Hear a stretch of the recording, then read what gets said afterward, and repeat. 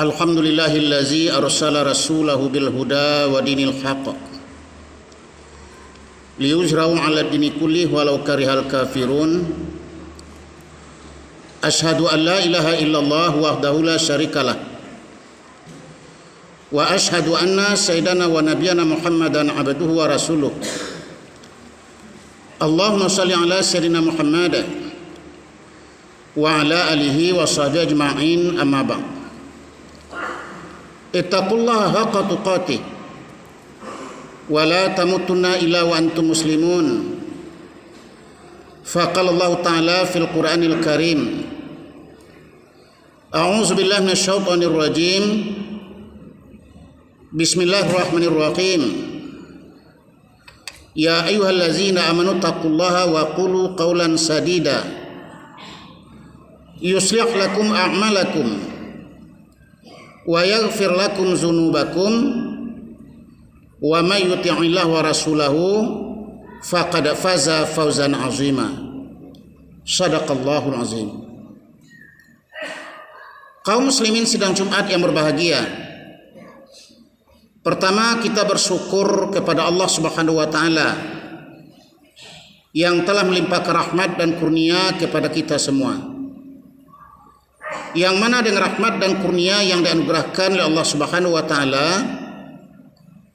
pada Jumat yang mulia ini, kita dapat melangkahkan kaki, mengayunkan tangan untuk datang ke masjid ini dalam rangka melaksanakan salat Jumat. Semoga Allah Subhanahu wa taala memberikan rahmat dan memberikan maghfirah kepada kita semua. Amin ya rabbal alamin. Kemudian salawat dan salam kita kirimkan kepada arwah junjungan Nabi Muhammad sallallahu alaihi wasallam, yang mana beliau telah membimbing umat manusia dari alam kejahilan kepada alam yang berilmu pengetahuan, sebagaimana yang kita rasakan pada saat ini. Kaum muslimin sidang Jumat yang berbahagia, dalam perjalanan hidup manusia, bahwa kita ini dituntut oleh Allah Subhanahu wa taala menjalankan perintahnya dan meninggalkan larangannya, melakukan kebaikan dan meninggalkan segala macam bentuk kejahatan dalam kehidupan kita ini. Kenapakah demikian? Karena hidup di dunia ini adalah sebagai ujian atau pencobaan, bahwa bagi orang-orang yang beriman, dunia tempat bekerja, tempat berusaha, tempat beramal, dan tempat beribadah kepada Tuhannya. Bahkan Nabi mengatakan, ad-dunya sijnu lil mu'minin, al-jannatu lil kafirin. Dunia itu bagaikan neraka bagi orang-orang yang beriman, dan seperti surga bagi orang-orang yang kufur kepada Allah. Artinya kita terikat dengan hukum-hukum Allah yang harus kita laksanakan dalam kehidupan kita. Sementara orang-orang yang kufur kepada Allah, dunia inilah tempat mereka bersenang, memuaskan hawa nafsunya, melakukan apa saja menurut keinginan dan kehendak mereka. Kaum muslimin sidang Jumat yang berbahagia, maka dari itu kalau kita ikuti satu hadis, Rasulullah pernah bersabda tentang kehidupan akhirat yang wajib kita yakini, yang wajib kita percayai, karena Al-Quran telah memberikan kepada kita patokan bahwa orang-orang yang beriman wabil akhirati hum yuqinun, dengan kehidupan akhirat mereka yakin bahwa kehidupan akhirat itu ada, bukan merupakan suatu khayalan atau bukan merupakan sesuatu yang tidak ada. Maka Nabi menggariskan kepada kita bahwa di akhirat nanti kita umat manusia ini, kata Nabi, la tazulu qadama abdin hatta yus'alu an arba'in. tidak akan beranjak kaki seorang hamba dari tempat berdirinya nanti di akhirat sebelum dia dapat menjawab 4 persoalan yang Allah tanyakan kepada mereka. Allah tanyakan kepada masing-masing kita tanpa terkecuali. Sebelum selesai pertanyaan yang 4 ini kita jawab, kita tidak akan beranjak dari tempat berdiri kita. Setelah kita jawab, andaikan jawabannya sesuai dengan ketentuan Allah yang diridhoi Allah, maka kita ditempatkan pada tempat yang baik. Dan andaikan jawaban kita tidak sesuai dengan kehendak Allah, yakni dalam hidup ini kita melakukan hal-hal yang dimurka oleh Allah, maka kita ditempatkan pada tempat yang sangat menyakitkan, yakni neraka. Apakah pertanyaan itu? Kaum muslimin sidang Jumat yang pertama yang berbahagia, yang pertama Nabi katakan yang ditanya an amrihi fima afnah, tentang umur kita. Berapa lama kita hidup di atas dunia ini dan untuk apa umur itu kita habiskan? Apakah yang kita buat dengan umur yang panjang ini? Berpuluh-puluh tahun kita hidup di atas permukaan bumi ini, apakah kebaikan-kebaikan yang telah kita lakukan? Dan berapa banyak pula dosa yang telah kita perbuat? Lalu ditimbang antara dosa kita dengan pahala kita, kebaikan yang telah kita lakukan dengan kejahatan dan dosa yang telah kita perbuat. Kalau sekiranya lebih banyak kita berbuat kesalahan, berbuat dosa, maka dengan kemurkaan Allah Subhanahu wa taala akan dilemparkanlah orang itu oleh Allah ke dalam api neraka. Tetapi andaikan mereka banyak melakukan amal-amal, melakukan ibadah, melakukan kebaikan-kebaikan kepada sesama makhluk, maka Allah ridho kepadanya, maka dia pun akan dimasukkan oleh Allah pada tempat yang berbahagia, yakni surga. Kaum muslimin sidang Jumat yang berbahagia, hendaklah kita menghitung-hitung umur yang telah kita habiskan dan kita mengira-ngira berapa lagikah umur yang tinggal yang akan kita tempuh, yang akan kita jalankan, dan apakah amal perbuatan yang telah kita lakukan dalam kehidupan kita ini. Kalau kita mencontoh kepada kehidupan Rasulullah tidaklah terlalu panjang umurnya. Masih banyak orang lain yang lebih panjang umurnya daripada beliau. Dia cuma punya umur 63 tahun. Tetapi umur yang sebanyak itu bermanfaat dan lebih banyak manfaatnya dia lakukan. Dan semua umurnya digunakan untuk kebaikan-kebaikan yang dikenang oleh orang sepanjang zaman. Kaum muslimin yang berbahagia, maka dengan itu inilah yang harus kita contoh, bahwa kita pergunakan usia kita pergunakan umur kita untuk melakukan langkah-langkah kebaikan, dan kita menjauhkan diri kita dari hal-hal yang dimurka oleh Allah Subhanahu wa taala. Itu yang pertama yang ditanya oleh Allah kepada kita nanti di akhirat. Yang kedua yang ditanya adalah wa an ilmihi fima fa'al, tentang ilmu yang kita miliki, apa yang telah kita perbuat dengan ilmu itu. Ilmu yang kita miliki terbagi dua. Yang pertama ilmu alat, yaitu ilmu dunia. Yang kedua ilmu agama, yaitu ilmu ketuhanan tentang syariat dan hukum-hukum Allah. Kedua-duanya baik, kaum muslimin yang berbahagia. Bahkan dalam satu riwayat dikatakan, pernah Nabi mengatakan kepada para sahabat, utlubul ilma walau bisin, tuntutlah ilmu walau sampai ke negeri Cina. Yang pada waktu itu negeri Cina belum lagi beriman seperti orang-orang Islam. Kenapa Nabi biarkan sahabat-sahabatnya yang sudah beriman, yang taat, yang baik, untuk menuntut ilmu sampai ke sana, tentulah ilmunya bukan ilmu agama. Kalau ilmu agama ada di sekitar Rasulullah, wahyu masih turun dan Allah pimpin mereka, Allah bimbing mereka. Lalu ilmu apa yang dituntut itu, yang diperintah oleh Nabi? Tentulah ilmu yang berkenaan dengan kepentingan-kepentingan duniawi yang berguna bagi kita untuk melancarkan urusan akhirat kita. Kaum muslimin sidang Jumat yang berbahagia, maka kita umat Islam juga punya ilmu. Kedua-duanya kita miliki, ada ilmu duniawi dan ada ilmu agama.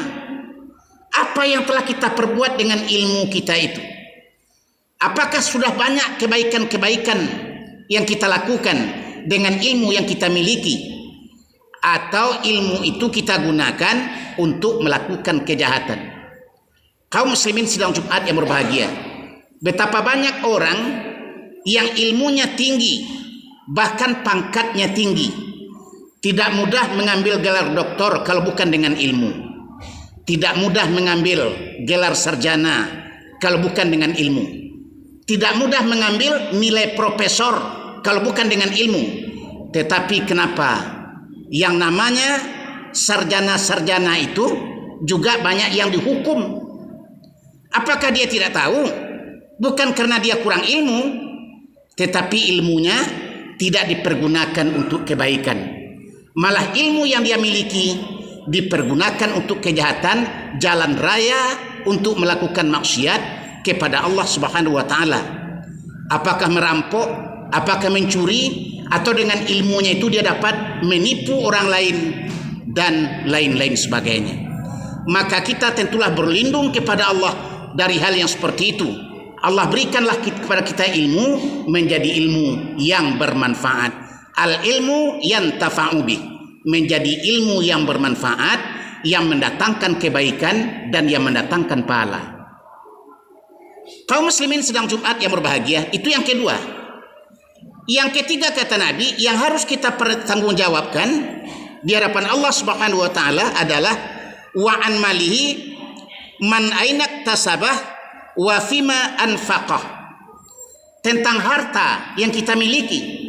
Yang pertama, dari mana kita dapatkan harta tersebut? Dan yang kedua, untuk apa kita gunakan harta tersebut?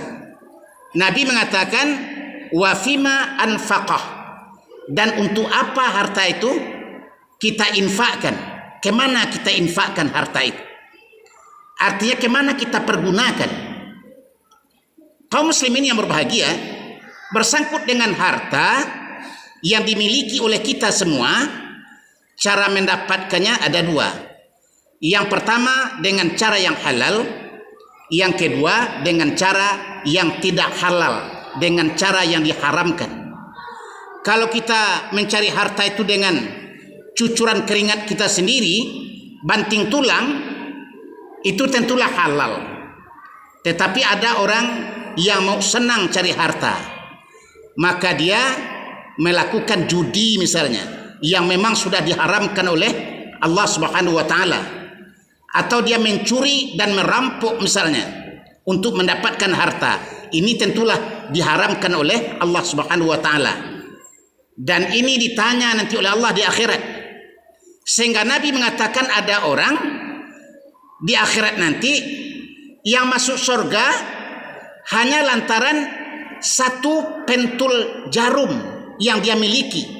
Dia masuk neraka gara-gara satu biji jarum tersebut. Kenapa demikian? Karena dia dapatkan, dia gunakan dengan cara yang tidak benar, dengan cara yang tidak dihalalkan oleh Allah Subhanahu wa taala. Maka dengan itu kalau satu jarum saja bermasalah di akhirat, apalagi yang lebih besar daripada itu, apalagi nilainya yang lebih mahal daripada itu, bagaimana kita akan menyelesaikannya? Kaum muslimin yang berbahagia, sehingga Al-Quran memberitakan kepada kita ada orang yang menyesal setelah dia sampai ke dalam kubur, lalu dia minta kepada Allah Ta'ala untuk dikembalikan ke dunia. Lalu ditanya, untuk apa dia kembali ke dunia? Dia katakan, sebab dia ingin mensedekahkan semua kekayaan harta benda yang dia miliki. Kenapa dia ingin mensedekahkan, kaum muslimin yang berbahagia? Karena dia tengok orang yang mewakafkan hartanya di jalan Allah hidup berbahagia di akhirat. Sementara orang yang tidak pernah mengeluarkan hartanya untuk kepentingan agama Allah, dia lihat mendapatkan satu kesengsaraan yang sangat luar biasa. Maka dia minta kepada Allah, kembalikan ya Allah kami ke bumi, akan menafkahkan semua harta yang kami miliki. Kita berlindung kepada Allah dari penyesalan seperti itu, karena sesal dahulu pendapatan, sesal kemudian tidak berguna. Kaum muslimin sidang Jumat yang berbahagia, yang terakhir Nabi katakan Allah akan tanya kita dan kita harus bertanggung jawab. Pertanyaannya adalah wa an jismihi fima ablah, tentang jasad kita, tubuh badan kita ini, untuk apa kita binasakan. Dari kecil kita menjadi dewasa, menjadi orang yang kuat dan kokoh, berdiri tegak di atas bumi Allah ini, seolah-olah kita bisa menundukkan segala-galanya. Tetapi pada suatu saat kekuatan itu akan hilang kembali. Kita tua dan akan menjadi lemah. Tenaga akan hilang, penglihatan akan kabur, pendengaran akan hilang kembali, dan semangat juga berkurang. Kemudian kita dipanggil oleh Allah Subhanahu wa taala. Itulah ringkas perjalanan hidup kita manusia selama di atas dunia ini. Semuanya itu akan Allah tanya, untuk apa jasadmu yang kokoh dan kuat engkau gunakan sampai dia layu tidak berdaya, sudah menjadi tua lalu dicabut nyawanya.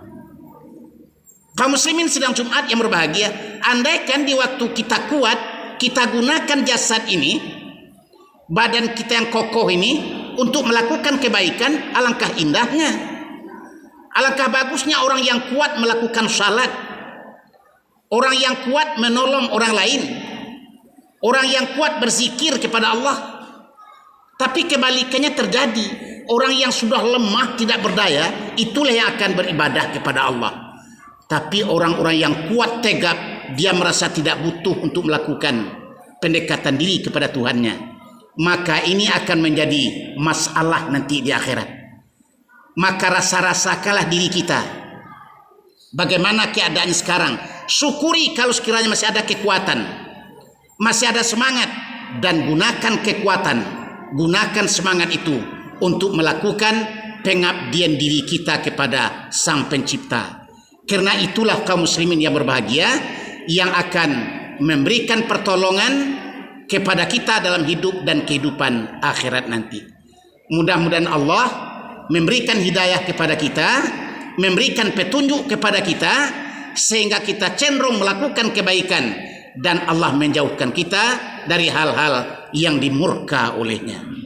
Mudah-mudahan Allah mengampunkan dosa-dosa kita dan menerima semua amal dan ibadah kita. Fa'tabiru ya ulil absar la'allakum turhamun.